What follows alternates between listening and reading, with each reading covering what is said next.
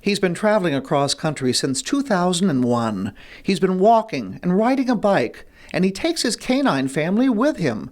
Stephen is homeless, but not hopeless. Recently, he made a stop in Indianapolis, and we caught up with him. Friends put him up with his pets at a local motel for a few days.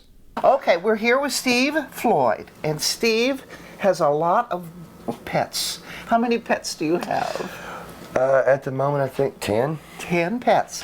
All right, and they're all over us here. We are right now in a room, and you're in Indianapolis, and you're traveling through, but you think you're going to stay in Indianapolis? Yes, I was done all this here for the sake of a woman. So you're going to be here with a friend of yours, okay? Yes. Excellent. Now, a little bit about your story. At one point in time, you were saying you had the silk suits and the I was the a head pants. painter for Remington Arms. Okay, you had a wonderful job, but right now you're on the streets. Yeah, I'll be honest with you, ma'am. When my stepdad died, I got stupid, got dope, lost everything. So you had some tough times, yes. And a lot of people have had, tough times. But the consistency again Always is your dogs.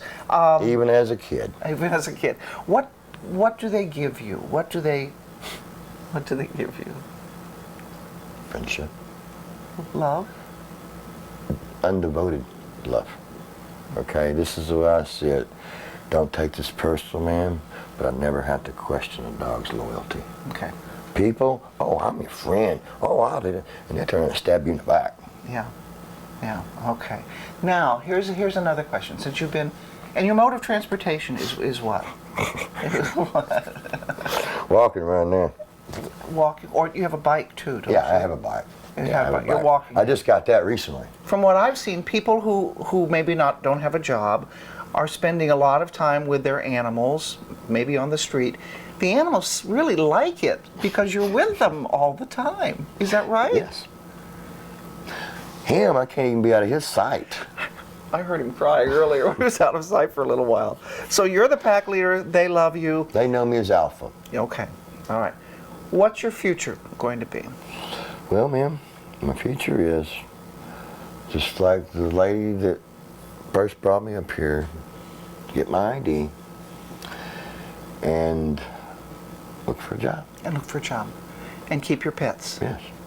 They certainly love you. And they don't care if you have a fancy shirt. They don't care if you have a fancy job, but I'm glad you take care of them. That's very, very important. Now Stephen has gained a human friend who can help. Meet Angela, who just started an outreach program to help people like Steve. Why bother? Basically, I guess what I'm thinking, social media and friends of yours connected you to Stephen. Absolutely. Okay. You run an outreach program called SOAR. Yes. SOAR stands for? Street Outreach and Animal Response. Okay. What is your mission? My mission is to preserve the bond between people who are experiencing homelessness and their pets.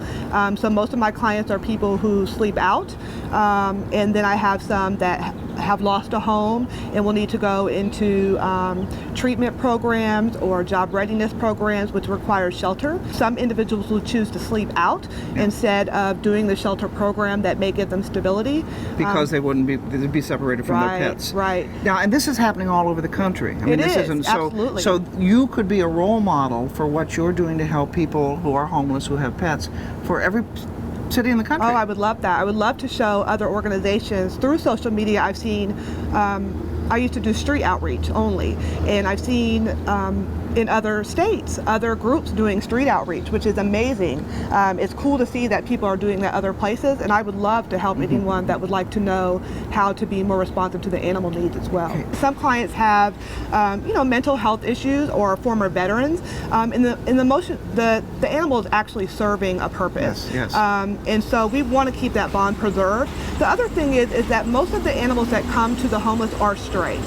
They're animals that would otherwise be turned into the shelter and may or may not be able to be adopted out. Right.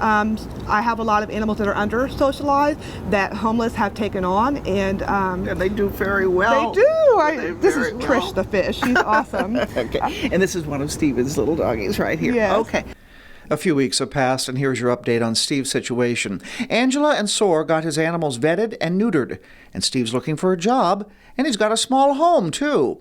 It's still a struggle for Steve to stay the course, but now he has friends who care.